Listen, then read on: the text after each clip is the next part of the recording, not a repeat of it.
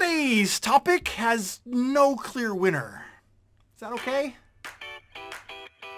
Welcome to TABLEscraps, short discussions about board, card, and tabletop gaming, submitted by the viewing audience and discussed with the viewing audience. Hey there everybody, and welcome back to another episode of TABLEscraps, the show recorded with the live YouTube chat audience where we discuss a topic about board games, tabletop games, card games, whatever, the gaming experience, the gaming lifestyle. We chat together about a topic that a viewer has submitted. Today's question comes from viewer Patrick Doss, who talks about ties, and he asks, are they always cool? More specifically, when playing a competitive game, how do we feel when we end up with a tie, but the game has no tiebreaker? Or does it change one's in-game strategy when certain game elements, such as various resources or gaming tokens, are used as a potential alternative win condition in breaking a tie? What are some of those unusual ways that games break ties? And how many tiebreakers should a game provide to be an adequate method of deciding who ultimately wins? Or, he continues, are ties a welcomed endgame result? Are there just some games that sure a tie is acceptable and other games where it is not? Personally, I loathe them. I cannot stand allowing a tie in a game. To me, I mean, the whole purpose of a game is to have an activity with a set of rules and an objective to achieve, and you'll have a winner. And by its nature, to me, that excludes the ability to really have a tie. You got to have someone win, right? So first of all, the question was asked of how many different alternative win conditions should there be that if you tie on one, you go to the next, and if you tie on that, you go to the next, if you tie on that, so on and so forth, until a winner can ultimately be determined. My personal answer is as many as it takes to get to a definitive winner. Oh boy, howdy. To me, there is nothing quite as discouraging as getting through a game, 1 to 3 hours or so playing this game, getting to the end of it, and you have a tie. And so it's like, oh, okay, well, whoever had the most of this resource, they win then. Okay, and then you go, oh, we're tied on that too. Well, whoever has the most money wins. Oh, we're tied on that. What's next? Oh, well, then just whoever, you share the victory.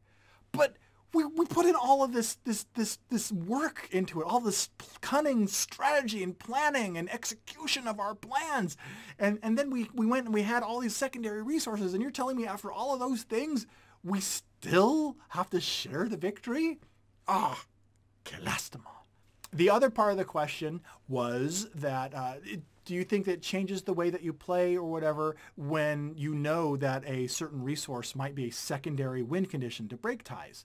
My answer to that, in my experience, is absolutely that does. There have been many games that I have taught more than I like to admit, where I have neglected, just through an oversight of my own part, totally forgot to read what the tiebreakers are. So those games inevitably, when they end in a tie, my fellow players look at me with a scowling expression and say, well, what's the tiebreaker then, Chaz? And then I got to pull up the rule book and say, oh, whoever has the most of these little tokens left that they've accumulated. And everyone says, well, if we had known that, we would have accumulated those little tokens, wouldn't we have?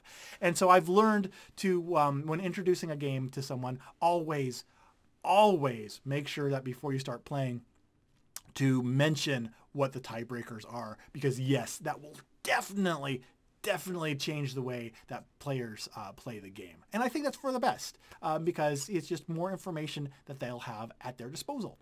Gazensha joins us to say, I am entirely neutral on tiebreakers. They can be neat, but often it distorts the scoring, making one thing that scores points more valuable than other things. Sure, I can see that. If you have victory points and then you have like rhubarb tokens that everyone's been collecting, and the rhubarb tokens are there to do nothing more in the game than to generate rhubarb preserves resources. And then if those rhubarb tokens are the tiebreaker, well, it's like, okay, we had dollars that we were using to figure out our winner, and then instead of using pennies to determine the tiebreaker, it can feel like, instead of dollars, now we're looking at, breakfast spoons. And whoever has the most breakfast spoons now is the tiebreaker. And I need to really clean off my desk. But I would win the game if the breakfast spoons were the tiebreaker. And I think that's really what's important here, is knowing, for me being able to justify to myself that I would still in some way be a winner. Kabuki Kid, who joins us to say, the best tiebreaker ever is the one for Arboretum, where the tied players are to both plant trees and then revisit them in a few years to see which ones grew the tallest. Let's say that when you're learning a game, that you're going to take everything in the rule book verbatim. That would indeed be one of the most awesome tiebreakers that I could ever do. Not only because it's so elaborate, but it definitely would get the people that are squabbling over the tie, like myself included, it would get them up and away from the table and out of your hair, off planting trees. So the rest of you who aren't that maniacal about tiebreakers can just get on with another game. So you're right, Kabuki, that may actually be a brilliant tiebreaker because it gets any of those people that get too focused on tiebreakers, and winning gets them just out of your life for a little bit so you can play something else. So you're right, that might have some merit to it. Kabuki also mentions, at the same time, returning to the point of the best tiebreaker ever, at the same time, having different levels of tiebreakers helps avoid ending still in a tie, so I don't hate them. They are conditional. Ooh, It is interesting that it could be that certain games perhaps need them more than others, and perhaps some games by their nature then, it's more forgiving to have multiple tiebreakers. Makes me curious. I wonder if this is even something that was mentioned in the original question. When it comes to games that have a lot of tiebreakers, which game out there have we experienced the most conditional tiebreakers in? I'd have to break out some rule books. I can't remember off the top of my head, but I have seen some that have like 4, maybe 5 layers deep. And, it always kind of makes me raise my eyebrow when I'm seeing that. It's like, whoa, what are we in for with this game? Let's continue on to the next statement by Steven, who says, I'm good with one tiebreaker. If it's still a tie, I'm fine with it. Having to have like 2 to 3 tiebreakers gets annoying. Another way to put this is, do you think that if a game does require 2 to 3 tiebreakers, do you think that that is inherent of a flaw in the game design? Do you think that games should be designed in such a way where multiple tiebreakers aren't needed? And if multiple tiebreakers are needed, go back to the drawing board. The game should be designed in such a way that that's not necessary. Stephen does take the time to mention that, yes, unless it is a knife fight tiebreakers are always worth it. I'm not going to comment on that one, but instead I'm going to move on a bit cautiously. Mike Jones No Really mentions, as someone who has just spent the last weekend almost going hoarse, ties just aren't hype. Really close games are the best though, win or lose. That is true. Does a tiebreaker allow a game to be more tense then? Could tiebreakers be used to increase the game's tension by making the overall win condition a lot easier to tie in, and then by going to these secondary tiebreakers, could that actually be a way to artificially increase the game's tension? Is that something that perhaps we need to become aware of? Are we just sheep that are playing along to big cardboard? Peter joins us to say, it depends on the game. I don't mind ties in some games, but others it's very unsatisfactory. Okay, follow-up question for you then, Peter, and anyone who wants to post.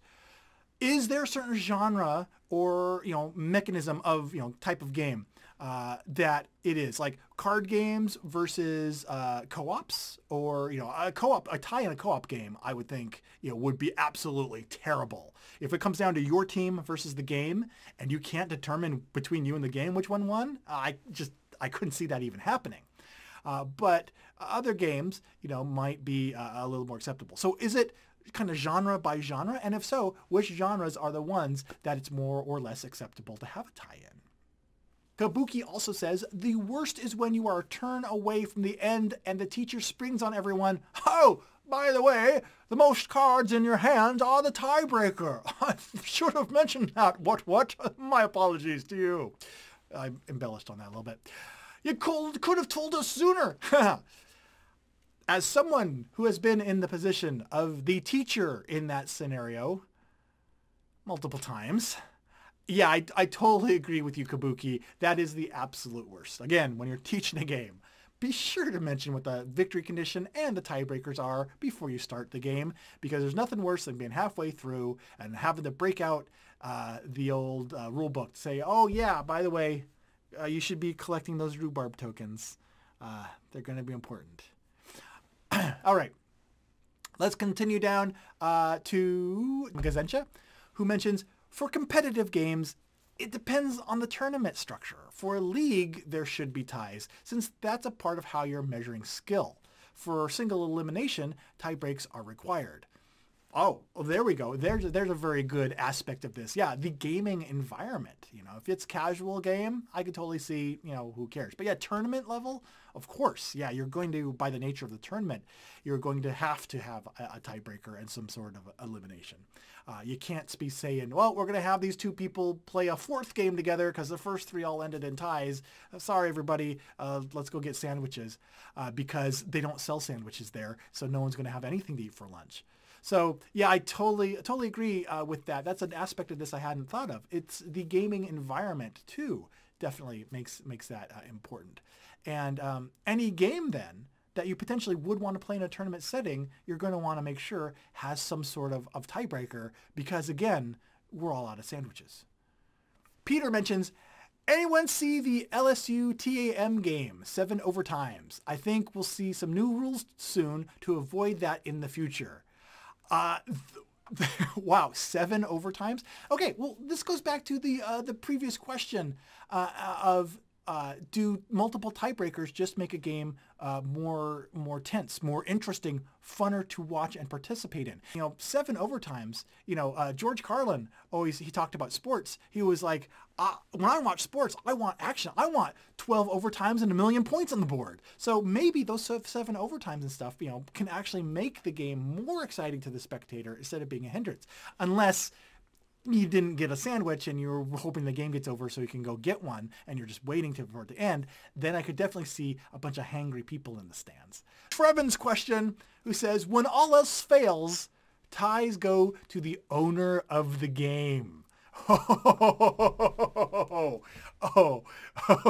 I would, next time I invite people over to my house and we're playing games that I own, I'm going to try that. And I will let you know when people agree to come over again, because I'm sure it would be a while.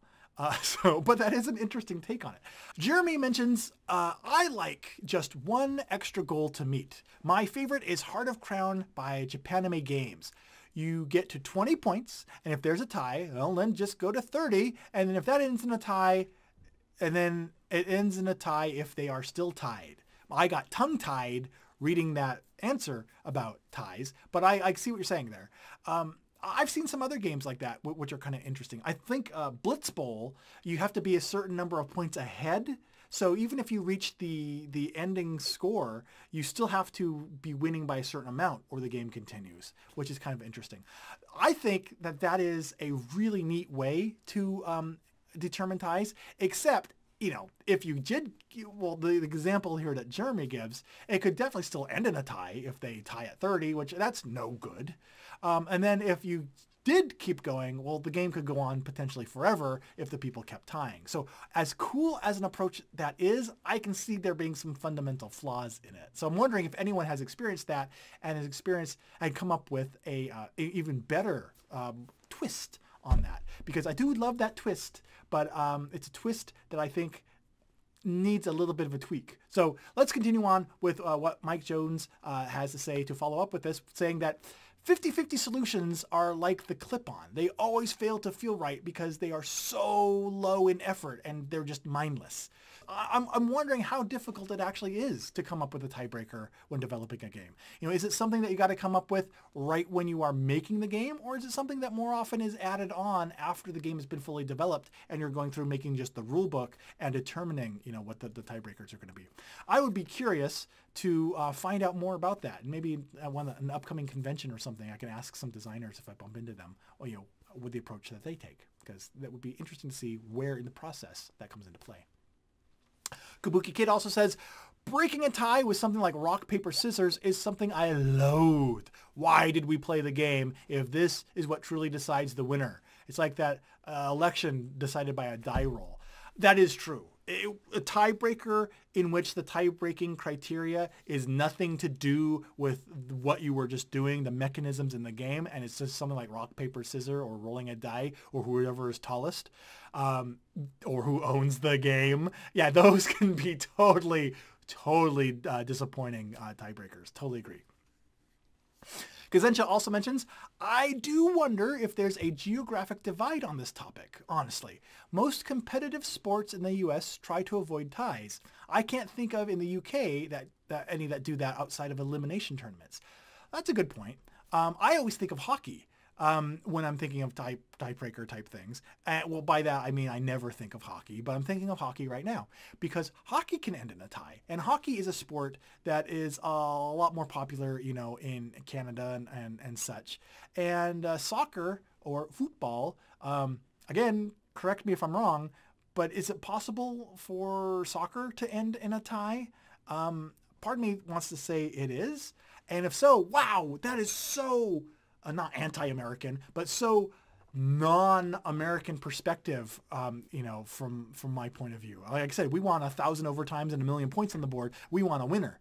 So that's a really good point, Kazencha. It might have something to do with geographic. And that might be, I wonder if we were to look at more games like games developed in Europe versus games developed in the States. I wonder if we would see a difference in the way that tiebreakers are written.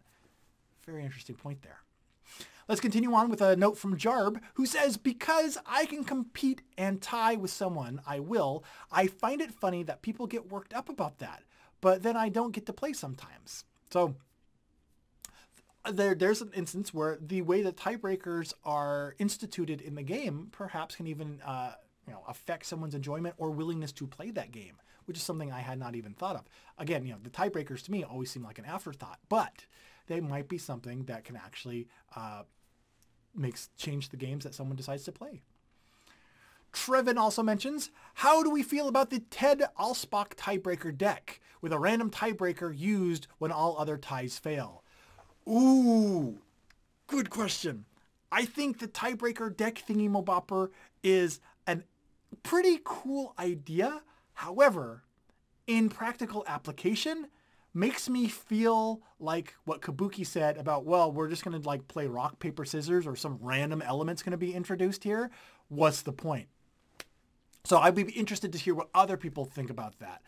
Do we see that as a similar, just outside source, nothing to do with the game tiebreaker that can actually sour the experience? Really, really good question. And we're going to wrap up here with another comment by Jarb, who says, once I wear a tie, no one liked it. Green and purple dots. But in all seriousness, I always lost at this game. When I finally shared a victory with someone else, it felt amazing. And so it might depend on context. I think that might be actually the best place to stop anyway with this discussion. Yes, I think it might definitely depend on the context. We touched briefly on whether certain types of games like Euro games versus co-ops or stuff like that, if the environment if the game mechanism, the game genre can affect that. And also the environment like a tournament or something else like that. So if there's one thing that I know based on the responses I've seen so far is that this topic deserves more conversation. So if you are watching this after the show, post what you think in the comments below. All the things that we've touched on about genres, about mechanisms, about play environments, about what types of tiebreakers work and how many there should be. Let me know what you think in the comments below. I would love to hear and see the conversation continued down there. And who knows, maybe something will be said that will spark another episode on this same topic. But in the meantime, I want to thank you all for watching. And for more board game news, reviews, commentary, countdowns, and all sorts of video whatnot content, be sure to subscribe. I'm Chaz Marler from Pair of Dice Paradise. Yeah, and I'll talk to you again soon.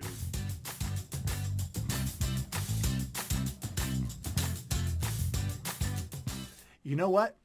Note for future self, edit out all references to woke just because. And sometimes I just talk to continue hearing the words so that the episode doesn't stall out.